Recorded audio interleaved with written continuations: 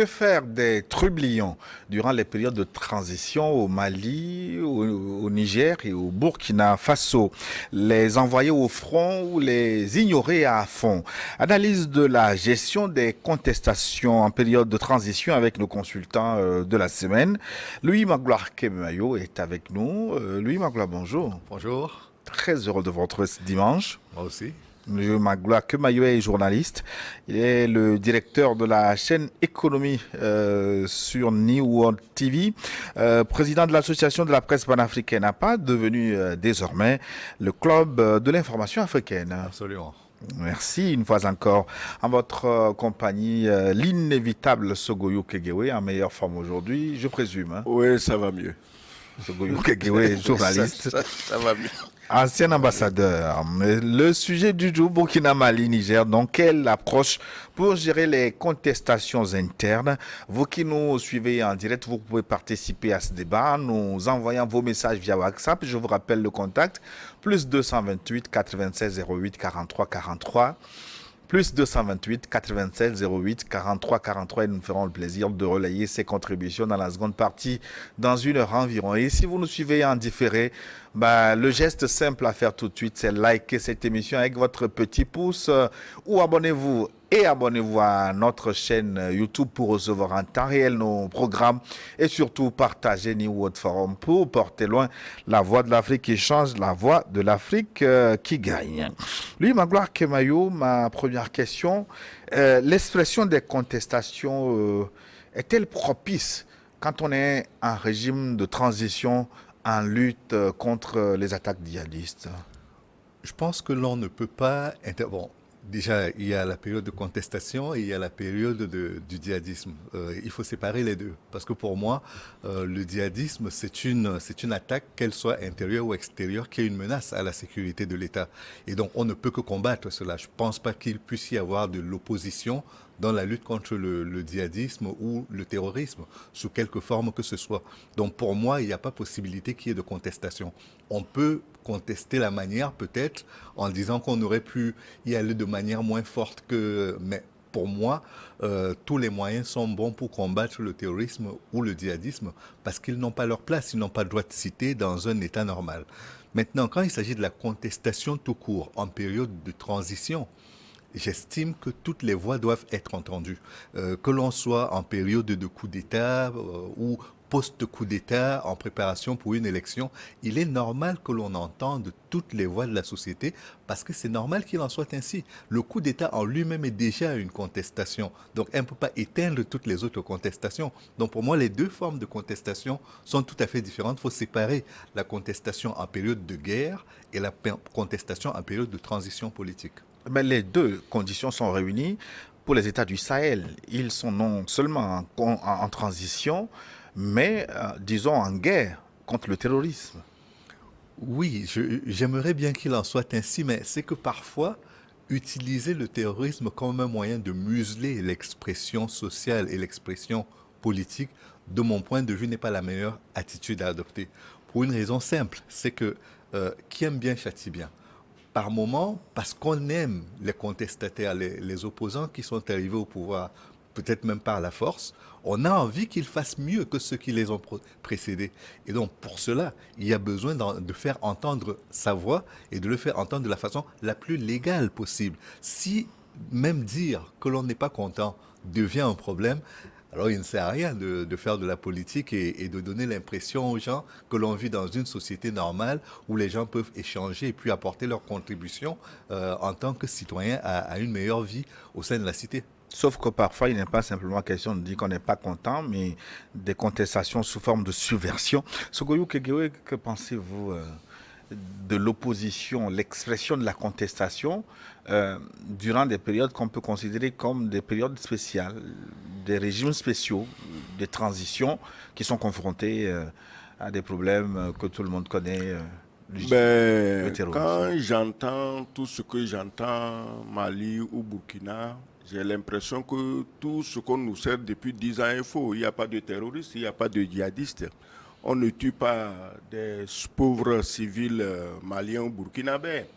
Qu'il n'y a pas des milliers de Burkinabés et Maliens qui vivent dans des camps de réfugiés. qu'il y a des problèmes, disons, sociaux, tout aigus, qui se posent à des populations qui étaient au départ déjà pauvres et qui aujourd'hui doivent fuir leur village ayant perdu leur bétail, ayant perdu des êtres chers. Donc quand j'entends ces histoires de contexte, j'ai l'impression que tout ce narratif est faux. Que c'est les officiers putschistes qui ont inventé ça, que tout va très bien au Mali, tout va très bien au Burkina, et des officiers ont inventé une histoire de djihadistes et pour museler les politiciens. Et Gilles, soyez sérieux. Si nous sommes noirs de peau, il faut éviter que notre cerveau soit noir. C'est avoir du cerveau noir que dans le contexte actuel, qu'on se lève pour faire la contestation. Au nom de quoi? La même démocratie? Les gens qui vous ont amené ces fables démocratiques aujourd'hui chez eux, ils ont mis ça entre parenthèses. Ils dirigent leur pays avec des 49-3. Pourquoi? Parce que s'ils laissaient faire, comme en temps normal, au Sénat, à l'Assemblée, mais le pays aurait implosé. Il est normal que quand ça ne va pas, des mesures soient prises pour la sauvegarde, la survie d'un État. C'est pourquoi, mais à la limite, moi, je soutiens le 49-3. Parce que si, par exemple, en France, le président Macron s'était amusé dans la démocratie laxive française habituelle, mais tout aurait explosé. Ceux qui sont pour la guerre en Ukraine, ceux qui sont contre, ceux qui sont pour une retraite à 60 ans, d'autres pour 70 ans, ceux qui portent les gilets jaunes, ceux qui veulent faire des gilets bleus. Mais le pays aurait explosé ou implosé. Donc je ne comprends pas que dans un pays comme le Burkina, éprouvé, dans un pays comme le Mali, éprouvé, où tous ceux qui sont arrivés sous prétexte d'aider ces peuples étaient plutôt les sous-marins de la subversion. Aujourd'hui, regardez le spectacle honteux que l'amunissement donne au Mali. Et dire qu'un Malien se met à contester. Moi, honnêtement, je n'ai pas écouté leur argumentaire. Je ne sais pas qu'est-ce qu'ils contestent. Mais est-ce qu'ils se rendent compte que quels que soient les arguments qu'ils développent, que ça va décourager les gens qui sont sur le front? Alors, est-ce qu'ils se rendent compte? Dans quel pays en guerre les syndicats manifestent? Est-ce que les syndicats manifestent à Kiev? Est-ce qu'aujourd'hui, tu crois que les syndicats peuvent manifester à Tel Aviv contre Netanyahou? Pourtant, ce n'est pas un putschiste. Il a été démocratiquement élu, Netanyahou. Qu'on le veuille ou non, hein, ces extrêmes droites, extrémistes et tout, ils sont élus. Attention. Donc, c'est seulement en Afrique noire, comme je l'ai dit, peau noire, cerveau noir, intention noire, que dans un pays comme le Burkina, où ce n'est même plus l'armée, au Burkina, ce n'est pas seulement l'armée, où des jeunes civils par milliers s'enrôlent volontairement et vont mourir. Et toi, un vieux politicien, parce que les coupes de champagne te manquent dans les ambassades, hein, les voyages en première classe en avion te manquent, tu contestes quoi? Fais la guerre. Si la guerre finit, on organise une élection démocratique. Si tu te fais élire, tant mieux. Donc, mais, Sogoyou Kegoé, pour vous, il faut mettre la démocratie entre parenthèses. Mais quand la patrie est en danger, on proclame... Mais j'espère que tu as lu quand même ce qui s'est passé pendant la Révolution française. On dit la patrie est en danger, elle est en danger. Les individus et leurs humeurs ne comptent pas. Mais qu'est-ce que tu crois? Que nous, on reste ici. Tu es à Lomé. Chaque soir, tu t'offres le meilleur restaurant de la place. D'autres sont en train de mourir à Pendjal. Et maintenant, tu tiens des propos ici pour les décourager là-bas. Et on va te laisser faire parce que c'est la démocratie. Dans ce cas, prends les armes, va au front, appliquer ta démocratie avec des djihadistes. Les djihadistes apprécieront beaucoup ta démocratie. Donc, je crois que je ne suis pas d'accord pour les contestations en situation de guerre. Maintenant, si c'est la politique habituelle, c'est normal, il y a un pouvoir, il y a des opposants, les gens disent s'ils sont contents ou non. C'est la chose la plus normale. C'est ça qui alimente, disons, la contradiction de laquelle va germer ou vont germer les meilleures idées. Lui, Magloire Kemayou. Voilà. Moi, je crois que ce qui crée cette forme de confusion, c'est qu'aujourd'hui, nous avons à la fois ceux qui protègent notre sécurité, ceux qui sont les garants de notre sécurité, en l'occurrence les militaires, qui se sont également mis dans la peau de politiciens. Et donc, à partir de là, le mélange de rôles oblige à ce qu'on ne peut pas faire la part, on ne peut pas les séparer en deux. On ne peut pas séparer la partie de qui est politique de la partie qui est militaire. Donc, quand on conteste leur gestion, on ne conteste pas leur gestion en tant que militaire. C'est en tant que politicien. Mais malheureusement, ils ne sont pas schizophrènes. Ils sont une seule personne. Et donc, on est obligé de contester cette personne-là quand elle est au pouvoir.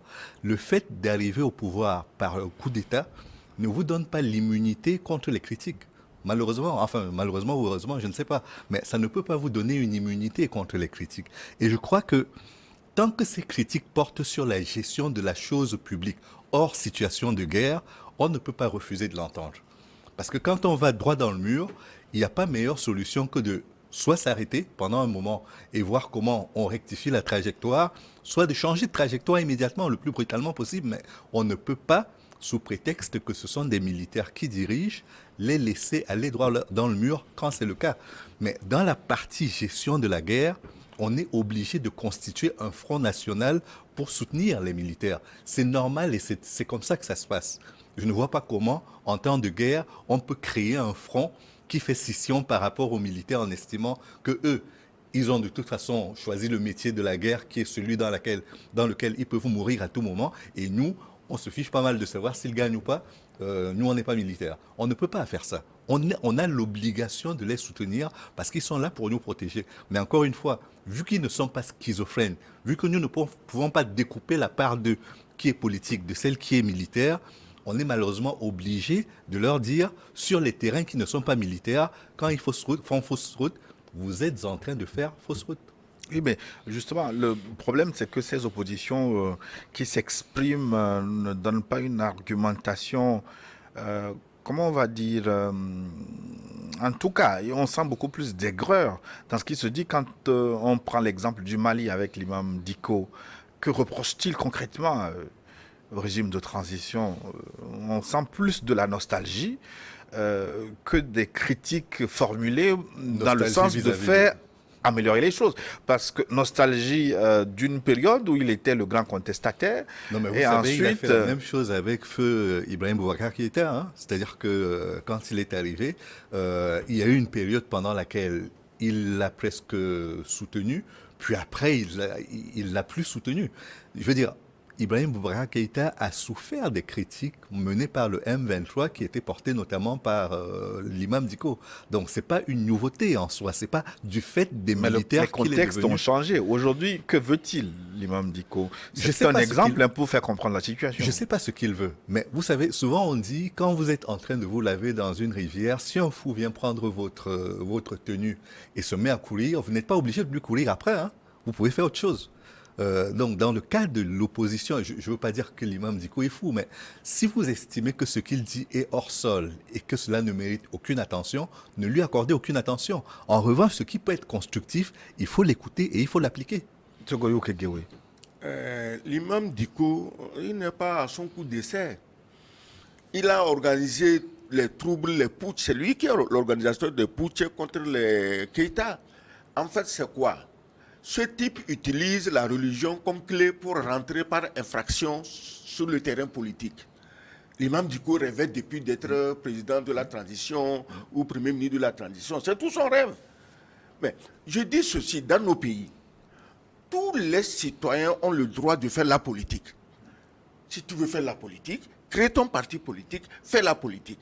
Mais tu ne peux pas te cacher derrière les habits d'imam, derrière les habits de prêtre, derrière la tunique du Saint-Esprit, derrière les habits de machin, et puis tu trompes les âmes naïves. Parce que les Africains, on est dimanche, hein, tout le monde se sent plus ou moins très chrétien, très musulman, et tu sais ça, tu abuses de ça, pour que les esprits crédules te suivent, pour semer la pagaille dans ton propre pays, parce que derrière toi, en fait, ce n'est pas toi, il y a des gens qui tirent les ficelles. L'imam Dicko, s'il veut, il n'a qu'à laisser son imama, il crée un parti politique, il prêche ce qu'il veut prêcher. Bon, ceux qui l'aiment, ils vont aller. Mais il ne peut pas continuer à jouer à l'imam Dicko pendant qu'il met les bâtons dans les rues des hommes politiques. Il a fait ça à Keïta. Aujourd'hui, Keïta est mort. Et il devait réfléchir, tout le monde est mortel. Mais il continue, des jeunes viennent et il veut continuer dans la même lignée. Donc moi je crois que, Gilles, tu sais, il y a des pays dans le monde, je prends l'exemple des États-Unis d'Amérique. Pour être candidat aux élections aux États-Unis d'Amérique, mais il faut prouver, par exemple, qu'on avait fait la guerre du Vietnam. Mais si on apprend qu'on t'a fait recruter, tu as refusé d'aller, tu ne seras jamais candidat, je ne dis même pas président, candidat à l'élection présidentielle aux États-Unis. Les gens ne peuvent pas aspirer à diriger des pays qu'ils n'aiment pas, pour lesquels ils n'acceptent pas verser une goutte de sueur, sans parler d'une goutte de sang. Donc, si nous, en tant qu'Africains, on veut prouver qu'on aime nos pays, on doit être prêt à nous sacrifier. Quelqu'un s'assied à Ouagadougou, dans les salons hyper climatisés, il fait les tout le monde dit, ben, si c'est ça, va tâter du terroriste sur le terrain. Il dit non, que c'est illégal. Qu'est-ce qui est illégal? Donc toi, tu attends jusqu'à ce que les enfants des autres aillent se faire tuer pour que demain, tes commanditaires qui ont déjà signé ton décret de nomination de président du Burkina, qui sont quelque part, demain on dit on fait des élections bidons, c'est d'ailleurs ce qu'ils veulent, hein, ils veulent des élections. Quitte à ce qu'on organise seulement les élections dans un quartier de Ouagadougou, pourvu que leur mentor leur fasse gagner ces élections. Mais on ne peut pas continuer comme ça. Les jeunes qui sont aujourd'hui en train de mourir, je suis sûr que demain, quand viendra l'heure des élections, mais ils savent qu'il faut suivre. Ce n'est pas ceux qui étaient dans les salons en train de boire champagne et de raconter leur vie démocratique, mais ceux qui étaient prêts à offrir leur poitrine aux terroristes. Voilà les gens qu'il faut suivre. Louis Magloire Kemayo, dans ce contexte-là, est-ce que le risque de manipulation des formes d'opposition au Sahel, est-ce qu'il n'est pas très grand? La manipulation existe toujours. Vous prendrez n'importe quelle société, les risques de manipulation sont très importants. Ce n'est pas pour rien qu'aujourd'hui, la lutte contre les fake news, contre les infox, est devenue quelque chose de très important. C'est-à-dire qu'il faut savoir aujourd'hui faire la part des choses entre les fake news et les véritables informations, et éviter que les gens qui veulent détourner les esprits de la réalité ou alors transformer la réalité en autre chose n'aient pas raison. Donc pour ça, oui, effectivement, il faut rester très attentif, mais je pense qu'au-delà d'être attentif, il faut surtout être actif. Parce que nous avons souvent l'impression que l'armée va régler tous les problèmes. Elle va, par la force dont elle dispose, terrasser les ennemis, terrasser les problèmes. Par moment, il faut aussi faire un peu de diplomatie. Et je reviens à Ibrahim Boubacar Keïta au Mali. C'est que quand les accords d'Alger ont été signés et qu'ils avaient du mal à être appliqués, il a décidé d'ouvrir un dialogue avec ceux de ses compatriotes qui s'étaient retournés contre la patrie. Parce que, mine de rien, pour que les terroristes entrent, il a bien fallu que certains Maliens les aident à le faire. Et donc, il a décidé d'ouvrir le dialogue avec ces Maliens-là qui s'étaient retrouvés du mauvais côté à un certain moment. Et ce sont les mentors français qui ont estimé que c'était une démarche qui n'était pas respectueuse de la mémoire de tous les soldats français tombés au front dans la lutte contre le terrorisme. Pourtant, c'est le chemin à adopter. Parce qu'avant d'être terroriste, avant d'être tout ce que vous voulez, ces gens sont des citoyens. Il y a eu de bonnes ou de mauvaises raisons pour lesquelles ils sont tombés du mauvais côté du jeu, mais il faut les ramener dans la société, il faut les ramener du bon côté de la société.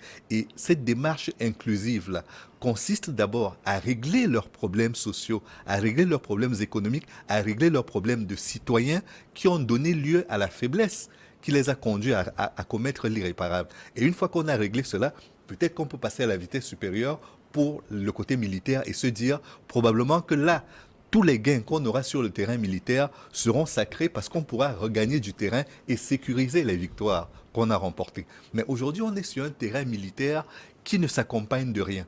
Les militaires gagnent et quand ils se retirent, forcément c'est le désert et ceux qui ont été battus sont partis et peuvent revenir réoccuper le terrain. Pour moi, c'est ça qui est le danger.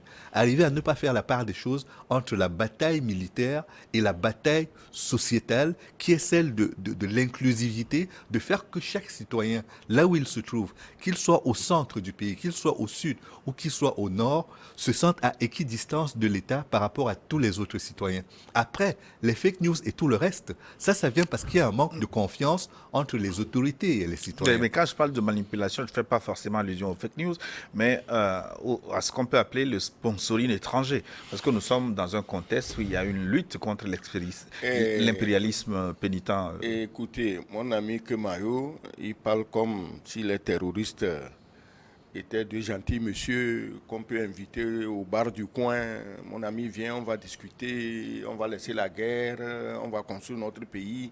Mais ce n'est pas le schéma. Ceux qui contestent, qu'ils le veulent ou non, ils font l'affaire des terroristes. On n'a pas besoin d'avoir étudié le droit à Harvard pour savoir que quand tu tiens des propos qui démoralisent les combattants sur le terrain... Lesquels, par exemple? Pardon? Lesquels propos, par exemple? Laisse-moi finir.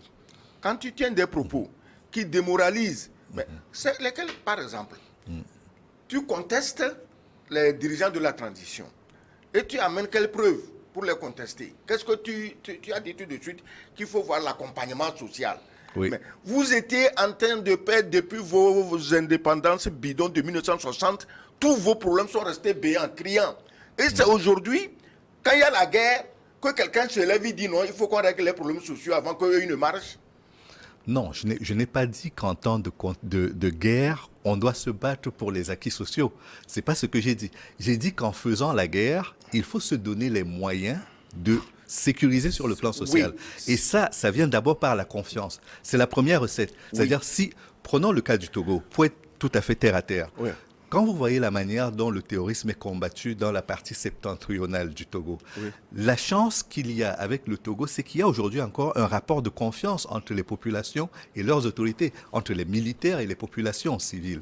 Si vous enlevez cette confiance-là, de la lutte contre le terrorisme au niveau du Nord, je suis à peu près certain que vu le nombre d'attaques que la zone subit, elle sera conquise par les terroristes. Et c'est pour ça que je dis qu'on ne peut pas séparer la lutte militaire du dialogue social. Il faut qu'il y ait un dialogue social pour que sur le plan militaire, les batailles qui sont remportées soient sécurisées.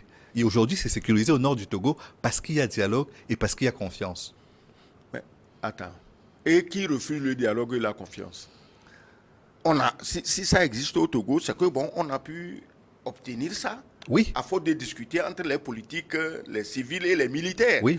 Mais si dans un pays, ça ne peut pas coller, si des gens ne discutent pas, ils disent non, il faut les élections, moi je suis pressé d'être président. Non. Ambassadeur, je ne suis pas de ceux qui estiment qu'une élection, quelle qu'elle soit, peut régler tous les problèmes du monde. J'ai été contre les élections organisées beaucoup trop tôt qui ont débouché sur des crises. L'exemple ivoirien dans une crise post-électorale qui a fait plus de 3000 morts est là pour me rappeler que les élections ne règlent pas tous les problèmes. La situation en République centrafricaine est là pour nous rappeler qu'une élection ne règle pas tous les problèmes. Et si on était aveugle, on pourrait se souvenir qu'au Mali également, il y a eu des élections considérées comme démocratiques qui n'ont rien réglé. Et on pourrait même voir le cas de l'Algérie où c'est après des élections interrompues que le fils a organisé la guerre civile. Le Front islamique du salut. Le Front islamique du salut oui. a organisé la guerre civile qui a mis le pays à feu et à sang pendant plusieurs années. Donc là-dessus, je ne me fais aucune illusion. Je ne suis pas né de la dernière pluie. Mais ce que je veux dire, c'est que dans le même temps que l'on dit cela, il faut aussi, pendant qu'on est dans un terrain de guerre, essayer de garder un fil de dialogue social qui permette aux acteurs de la lutte contre le terrorisme et aux civils d'être en harmonie pour avancer ensemble et garantir la sécurité. Lui, Magloire Kemayo, mais ma nuance, est-ce que dans ce contexte-là, où la guerre se fait aussi avec ou contre l'impérialisme, l'étranger, les Occidentaux, est-ce qu'il n'y a pas risque de manipulation, de contestation interne pour déboucher sur autre chose, sinon la subversion? Vous savez, moi j'ai détesté beaucoup quand en France et dans certains pays occidentaux, on a estimé que les Africains contester la politique française parce que les Chinois, les Russes et d'autres partenaires étaient venus leur donner des idées qui n'étaient pas tout à fait la réalité par rapport à l'intervention et au rôle que la France joue dans leur territoire. Ça m'a mis extrêmement mal à l'aise. Et je ne peux pas aujourd'hui estimer que dans un pays, quel qu'il soit, il y a des gens qui aiment leur pays beaucoup plus que d'autres ou qui aiment moins leur pays et qu'il faut s'en méfier que d'autres. Ça arrive, il y a des brebis galeuses, il y a des erreurs qui peuvent être commises. Mais il faut se donner le moyen de faire que ces choses-là se passent que ça se règle en famille d'une manière ou d'une autre. Parce que si on met l'accent sur le fait qu'il y a une minorité de gens, parce qu'il y a des minorités, il y aura toujours des minorités qui vont agir à contresens.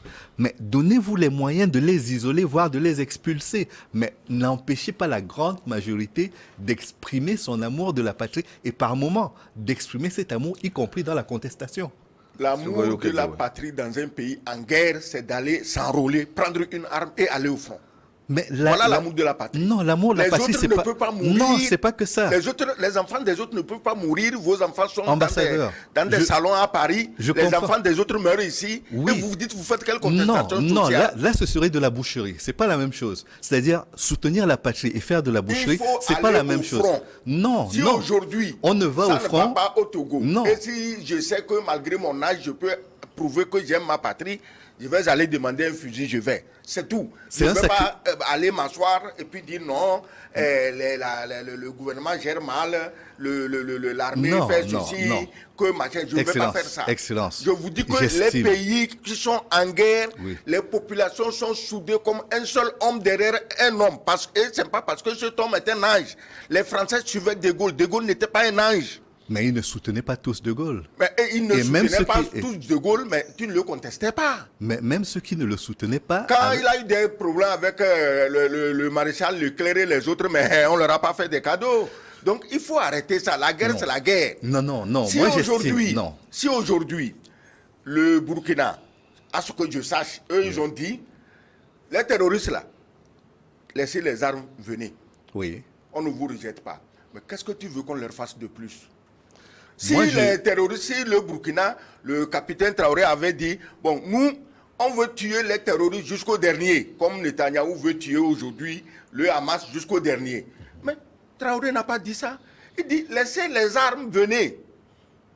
Mais les gens veulent ceux qui les ont sponsorisés et ont dépensé des milliards depuis des années sur leur tête, se disent, mais s'ils laissent les armes et ils négocient, on règle pacifiquement, comment nous on va rentabiliser nos investissements? C'est eux qui leur disent, non, il faut négocier. Il faut négocier quoi? Tu veux négocier la guerre? Tu avais négocié où avant de commencer à attaquer les paysans dans la brousse? Tu as négocié ça avec qui? Qui a fait entrer les terroristes au Mali? Mais on les connaît. Non, qui a fait entrer les terroristes au Mali? C'est-à-dire que le mouvement qui a fait entrer, le mouvement des Touaregs, qui a permis aux terroristes d'entrer au Mali, il est connu. C'est-à-dire qu'il y avait des Touaregs qui étaient auprès de Kadhafi, il y en a d'autres qui étaient au Mali. Oui. Ils se sont entendus pour lutter contre le gouvernement central. Et ils ont, grâce à ces complicités, pu entrer au nord du Mali. Et c'est après que tous les autres sont venus, que les alliances se sont constituées, d'abord sur le plan régional et après plus loin, vers le Qatar, l'Arabie Saoudite et pourquoi pas avec d'autres puissances. Mais le fait est qu'il y a des gens qui se sont sentis mal et qui ont estimé que la solution à leurs problèmes, parce qu'ils voulaient créer un État en dehors du Mali, était de faire entrer les autres Touaregs qui étaient à l'extérieur du pays avec les armes pour combattre l'autorité centrale. Ça, c'est une chose. Oui. Mais ce que je veux dire, en ce qui concerne l'engagement en temps de guerre, c'est que si nous voulons que nos citoyens puissent tous être engagés comme des soldats pour défendre la patrie, il faut instaurer le service militaire. Il faut instaurer un moyen de les former à la guerre. Justement, le Burkina Faso, à la faveur d'une loi d'urgence, envoie désormais au front des jeunes, tous les dissidents, non seulement les volontaires, mais ceux qui n'ont pas leur langue dans la poche et qui veulent critiquer à tout va. J'y arriverai. Qu'est-ce que vous y pensez? J'y arriverai. Il faut dans un premier temps que la notion de volonté y soit. Je souhaite, je veux m'enrôler comme militaire. Vous allez voir les militaires, ils vous forment au métier de la guerre et vous prenez les armes pour défendre la patrie. Mais vous ne pouvez pas aujourd'hui vous improviser médecin et je vous dis, opérez ma grand-mère qui est malade du cœur, par exemple. Où est la comparaison? Je ne vous demanderai jamais... La comparaison, elle est là. C'est que si aujourd'hui, je prends un enfant qui n'a jamais fait la guerre, contre sa volonté, contre la volonté de ses parents, contre les règles de la République et que je lui demande d'aller faire la guerre, c'est complètement illégal et ça blesse tout le monde. Et il va peut-être mourir au front. Quand ça se passe dans d'autres pays où des jeunes s'enrôlent, c'est des héros. Mais quand ça se passe ils ont un avec service nous militaire. en Afrique, ils ont un service militaire. Qu'est-ce qui est illégal? Défendre son pays est illégal? Ils ont un service militaire légalement reconnu. Mais on n'a pas le temps. Pardon? On n'a pas le temps. Regarde ce qui s'est passé avec les soldats ukrainiens qu'on a soi-disant formés en France et partout. Ils sont revenus, c'est des hachoirs, c'est de la viande. Ça ne servait à rien. Et vous voyez ce que ça pourrait donner si on ne les a même pas formés du tout? Ça aurait donné mieux. Parce que ceux qui les forment ont une idéologie. On ne fait pas la guerre avec l'idéologie. On fait la guerre avec la détermination de libérer son pays. À moins de considérer que nous on ne ayons connaît une pas encore population. le rôle des dissidents qui sont envoyés. Ils ne sont pas forcément obligés d'utiliser les armes à la guerre, au front. Il y a des cuisiniers, mais je crois qu'il y a des fileurs de bottes aussi. Mais on ne sait pas. Il y a plusieurs métiers dans l'armée, Oui, c'est vrai, c'est vrai. Le rôle dans lequel ils sont cantonnés. Oui. Mais le plus important, c'est qu'ils sont envoyés au front parce qu'ils critiquent. Est-ce que... J'estime que c'est pas ça. J'estime que c'est pas ça. Parce que si nous respectons la vie de nos citoyens, parce que mine de rien, le rôle de l'armée, c'est de défendre à la fois les hommes, le territoire et les biens. Mais si déjà vous exposez des citoyens qui n'ont aucune expérience de la guerre. Mais les citoyens à la sont boucherie, volontaires. Non, ils ne sont pas volontaires puisqu'on les contraint d'y aller, parce qu'ils sont Non. contestataires. Oui, les contestataires. Oui. Mais bien sûr, on veut qu'ils têtent le terrain avant de venir contester. Mais dans ce cas, condamnez-les à mort. Hein? Mettez-le à un poteau d'exécution et tirez sur Lui, eux. ce qu'il dit, il condamne des dizaines et des centaines de jeunes Mais dans à ce cas, mort. qu'on les mette au peloton. Il les d'exécution. démoralise devant Non. les terroristes, il les Non. condamne à mort. Non, Pourquoi lui, on ne le condamnerait pas à mort? Quand il condamne les enfants des autres à J'estime mort, que où sont leurs enfants, ceux qui contestent? Ce serait beaucoup Ils n'ont pas plus- d'enfants? Non, ce serait beaucoup plus courageux de les condamner à mort que de les envoyer à la boucherie comme c'est le cas. Ils n'ont qu'à aller. Parce que Comme le les seul terroristes, moment- c'est deux gentils garçons, et c'est le capitaine Oui, mais- Traoré et Assimi Goïta qui sont mauvais, ils n'ont qu'à aller les tâter. Parce que Louis Magloire Kemayo, pourquoi vous considérez l'enrôlement pour aller au front comme une boucherie? Parce que il y a des préalables à remplir. Quand vous voulez jouer un match de foot, il y a la séance d'étirement. Vous vous préparez avant d'aller sur le terrain. C'est pas pour rien. Même si vous êtes professionnel depuis 10 ans, avant d'entrer sur le terrain, vous faites les étirements, vous faites les exercices physiques d'échauffement avant de rentrer sur le terrain. C'est pas juste pour faire beau. C'est pas juste pour montrer que vous avez des abdominaux et tout le reste. C'est parce que c'est indispensable. Et si vous allez aujourd'hui à la guerre avec une arme que vous ne savez pas utiliser, que vous ne savez pas le code de... Enfin, il y a tellement de choses Non, qu'il faut non, apprendre avant d'aller à la guerre que Ces j'estime... propos pour blanc là, ça ne passe pas ici. Je C'est sais des pas si propos c'est pour pour blanc. blanc. Je sais pas parce si que- c'est non, pour non, non, blanc. Les gens sont en guerre. Les terroristes ne posent pas des questions avant d'attaquer. Même toi, si tu n'avais jamais tenu un fusil et que ton papa a un vieux fusil dans le garage, Il t'apprendra à l'utiliser et puis il te le remettra. Oui, en 2 minutes. Non, pas en 2 Tu minutes. charges et tu tires. Non, non, c'est pas en vrai, 2 parce minutes. que Non. on t'attaque sans t'avertir. Les tirailleurs sénégalais, les tirailleurs terroristes- sénégalais, on leur a fait ça. Je pense que nous ne devons pas J'ai dit, reproduire partout cela. où les jeunes s'enrôlent pour se battre volontairement, c'est des héros. C'est seulement au Burkina et Mali qu'on trouve que c'est pas légal. Pourquoi? On ne peut pas amener les gens au front. Ils peuvent faire la Les gens résistance. vont au front Non, eux-mêmes. non. On ne les a pas ligotés pour amener au Non, front. C'est des ceux-ci- jeunes volontaires. Non. On insiste. Ceux dont nous parlons, ce sont les politiciens qui n'ont jamais demandé à faire le métier de Maintenant, la les guerre et qu'on politiciens, envoie au front. si vous ne pouvez pas aider, taisez-vous. Il ne faut pas démoraliser ceux qui acceptent Alors, d'aller mourir. Quand vous parliez tout à l'heure de la résistance française, Oui. ceux qui faisaient la résistance, est-ce qu'ils entraient dans l'armée? Non. C'était une résistance civile. Ils faisaient du sabotage, ils faisaient des actions Oui. spontanées limitées à leur vie sociale. Oui. Par moments, ils tiraient, mais ils tiraient de leurs immeubles, ils tiraient de chez eux. Oui. Ils sabotaient les rails, ils Non, sabotaient tout les ce que gens vous voulez. étaient dans le maquis. Ils étaient dans le maquis. C'est pas la même chose que le front. Hein? C'est vraiment pas la même chose que le front. Mais c'est le la guerre. Je C'est suis avec d'ac- les armes. Je suis d'accord avec vous. Mais Pas ce que avec je des dis- gourdins. Non, ce que je veux dire, c'est que si vous Et n'avez pas... c'est l'armée qui leur parachutait des armes dans le maquis, vous le savez. C'est l'armée qui parachute. L'armée ne demandait pas Ce que ils sont entraînés ou non. On leur parachutait des armes.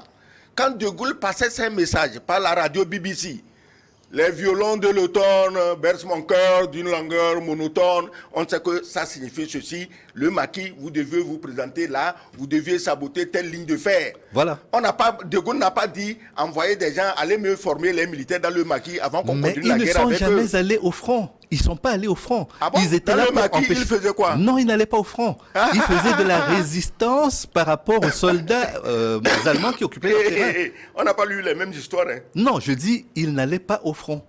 Ils étaient là pour faire des actions Et quand spontanées. les Allemands les prenaient, on faisait comment? Ah, on les traitait comme des guerriers, mais le fait est qu'ils n'allaient pas directement. Les tirailleurs sénégalais ont rempli ce rôle-là. Eux, ils sont allés au front sans avoir été formés. Ça, je le reconnais. Mais je dis que c'était une bêtise, Oui, c'est comme inhumain. ils ont combattu C'est pour les inhumain. Blancs, ça va. Non. Maintenant, s'ils veulent combattre Mais pour leur pays, là, ça ne va pas. Ils sont Écoutez-moi, allés se faire Excellence, tuer. écoutez-moi, je dis c'est inhumain.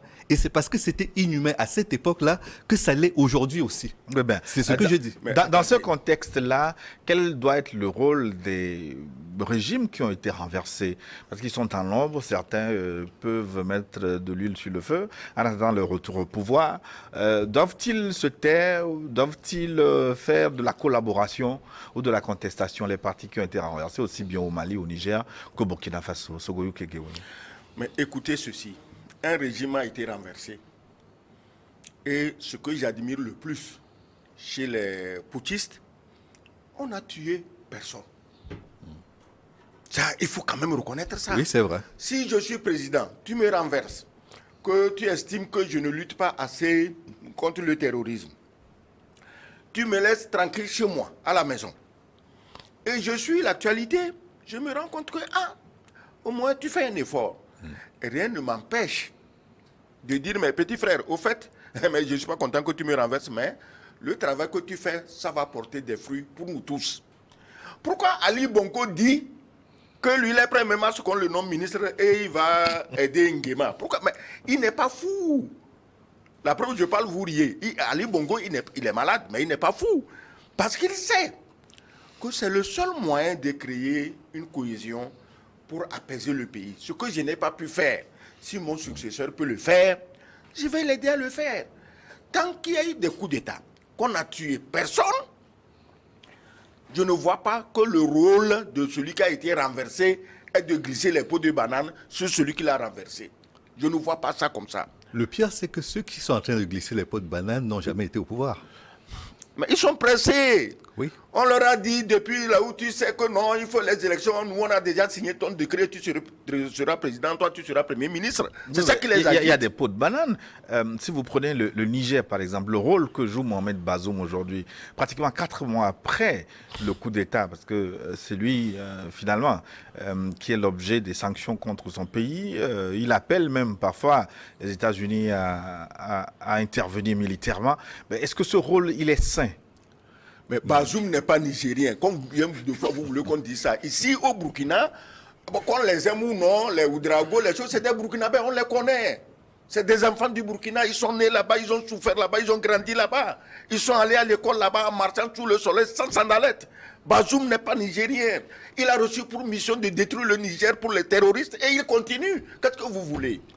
Excellence, je considère que quand on prend des pays comme les États-Unis, où Arnold Schwarzenegger peut devenir gouverneur, où Barack Obama peut devenir président de la République, et d'autres pays, il y a de nombreux pays aujourd'hui dans le monde où les présidents ne sont pas forcément nés, ou ne sont pas... Oui, si tu n'es pas né, et malgré ça, on vote pour toi, c'est que tu as un mérite et un amour spécial pour le pays. Tu ne vas pas venir avec une horde de terroristes derrière toi. Non, je veux dire, on peut pas contester la qualité d'un dirigeant simplement parce qu'il n'est pas de... Je le conteste parce qu'il est de parti pris avec les terroristes et malgré qu'on l'ait renversé du pouvoir, il est toujours avec les terroristes et l'autre sorcière est en train de clamer toujours à Paris qu'ils vont déstabiliser la transition au Niger. Non, ceux qui veulent déstabiliser la transition, ça c'est leur problème. Mais ils le font parce que Bazoum est là et Bazoum attend cette déstabilisation. Non, ce que je dis, c'est que quelles circonstances atténuantes vous lui trouvez à ce Bazoum? Dites-le, je vous suivrai si c'est Il clair. est détenu depuis plus de 3 mois. Comment est-ce qu'on peut lui trouver une capacité de nuisance de l'endroit où il se trouve alors qu'il n'a droit ni à la liberté, ni à rien? Attends, toi tu connais un prisonnier qui a un téléphone et il peut appeler qui il veut. Tu as vu ça dans un pays? Cite-moi le pays. J'aimerais bien que les militaires prennent sa place et estiment qu'ils sont bien traités s'ils sont maintenus aux arrêts, comme c'est le cas pour lui, pendant plus de 3 mois, avec sa femme et son enfant. Je ne souhaite à personne... Quels crimes ont commis sa femme et son enfant pour être maintenus au secret? Je ne souhaite pas qu'on mette quelqu'un en prison, quel qu'il soit, même mon ennemi. Je ne veux pas qu'on le mette en prison. Mais le cas de Bazoum, il faut quand même être assez honnête pour voir, après tout ce que lui a fait. Il libère les terroristes pour aller égorger les militaires. Je crois que c'est quand même le minimum de le laisser dans son palais. Mais ceux qui meurent là, eux, ils ne sont pas des humains. Ils ne sont pas humains. C'est les enfants des femmes et des hommes. Sur la nationalité. Sur la nationalité. Non, sur la nationalité, je vais y revenir. Oui. Mais la question que je vous pose, lui, Magloire Kemayo, sur le cas nigérien, est-ce que ce vin de coup d'État n'est pas tiré pour que Bazoum Mohamed le boive, pour finalement passer à autre chose? C'est un être humain. Et en tant qu'être humain, il peut avoir ses forces comme ses faiblesses, y compris sa force de caractère. Il ne veut pas se reconnaître vaincu. Est-ce que c'est sa force de caractère où il est C'est une force de instrumentalisé? Parce que quand vous lisez quand même les choses, parfois des Non. déclarations de la France et d'Emmanuel Macron, qui considèrent toujours le président... Non, partons, non. Laissons Emmanuel Macron et la France là où ils sont. Le Niger est un pays suffisamment grand pour qu'on l'analyse du point de vue à la fois de ses populations et de ses dirigeants. Je considère aujourd'hui que le président Mohamed Bazoum a été élu. Peu importe les conditions dans lesquelles il a été élu, il y en a beaucoup qui ont été très mal élus, il a été élu. S'il n'est plus président de la République, c'est parce qu'il y a eu un coup d'État. Et donc, s'il y a un coup d'État, il ne sera pas le premier à applaudir le coup d'État. C'est normal qu'il conteste la manière dont il a été renversé. Ce n'est pas un mode d'accession au pouvoir. Maintenant, que l'on considère que le rapport de force sur le terrain est favorable aux poutistes et défavorable à M. Bazoum, c'est un fait, c'est incontestable. Les poutistes ont gagné. Ils ont gagné les cœurs, ils ont gagné la force militaire, ils ont gagné la sympathie des populations au Niger et à l'extérieur. Il n'y a plus rien à faire. Mais est-ce que c'est pour cette raison qu'on va contraindre M. Bazoum à dire « J'ai été élu, mais c'est pas grave, un coup d'État c'est bien, salut, Non, encouragement, il ne s'agit pas de continuez ça. votre Par action. exemple, est-ce qu'il ne peut pas demander à la CEDEAO, Mais il a appelé la Cour de justice de la je CEDEAO. suis vaincu, lever les sanctions contre mon peuple. Est-ce que ça ne ça, peut c'est pas lui être... qui a- Attends, non, comment c'est pas lui? Non, c'est pas lui. Les c'est- sanctions ont été décidées, il était déjà au cachot. Mais s'il Pour demande la levée lui, de ça ces a été sanctions... décidé pour lui. Ça C'est a- clair, non? Mais s'il y avait eu une Que ça a guerre... été décidé pour lui. Mais c'est pas parce que On ça a ne peut été... pas faire semblant de ne pas le savoir. Ça a Non. été décidé. Écoute maintenant, Oui, la CEDEAO, oui. pourquoi elle a enclenché mot de reverse sur leurs aventures guerrières présumées? Je vais vous dire quelque chose. Un président qui dit qu'il a été élu par le peuple devait être en mesure de dire, si c'est à cause de moi qu'un seul humain de ce peuple qui a voté pour moi, si c'est à cause de moi, de mon pouvoir qui doit mourir, je me retire. Je dis un, je ne dis pas Un deux. peu comme ce que Damiba a dit au Burkina Faso. Je ne dis pas un, je ne dis pas deux ou trois, je dis un. Le président dit, si à cause de moi, celui-là seul doit perdre la vie, juste parce que moi je veux être président, mes amis, je m'en vais, gérer votre affaire. Je cite ici tous les jours Oui. l'exemple du libérateur de l'Amérique latine, Simon Bolivar, Oui. qui, quand il a libéré la Bolivie, la Colombie, machin, il voulait former les États-Unis d'Amérique latine, on ne l'écoutait pas. C'est comme en Afrique aujourd'hui, chacun veut être président, drapeau, hymne national. Et Simon Bolivar a dit, écoutez, si c'est de ma mort que dépendait la possibilité que vous soyez ensemble, je suis prêt à aller moi-même ouvrir une tombe pour descendre dedans. C'est comme ça qu'on appelle quelqu'un aime son peuple. Vous ne pouvez pas organiser des élections télécommandées, vous dites que vous êtes démocratiquement élu et vous demandez qu'on vienne tuer par centaines et par milliers ceux qui sont censés vous avoir élu démocratiquement. Alors, dans un premier temps, je ne pense pas que le président Bazoum a demandé qu'on tue qui que ce soit. Dans un deuxième temps, les sanctions de la CEDEAO ont été prises de façon mécanique. Ce sont les mêmes sanctions qui sont appliquées, quel que soit le pays. C'est-à-dire que vous soyez le Mali, le Burkina, le Niger, le Togo ou n'importe... Si vous faites un coup d'État, vous savez le tarif qui vous attend. Mais le C'est Burkina n'a même pas eu tarif. les mêmes sanctions. Donc, non, je veux dire, le train de sanctions est le même. Il peut être appliqué de façon progressive, comme il peut être appliqué d'un seul bloc, comme ce fut le cas pour le Niger, mais le prix, il est le même. Et donc, on ne peut pas estimer que c'est le président Bazoum qui a fabriqué cette règle-là. En tout cas, les téléspectateurs, ils ne commencent pas à écrire. Ils sont très nombreux. Je rappelle le contact, plus 228 96 08 43 43. Écrivez-nous. Je vais relayer les messages dans une dizaine de minutes. Le temps de satisfaire à ces impératifs commerciaux et de suivre une nouvelle édition du journal sur votre chaîne. À tout de suite, chers amis.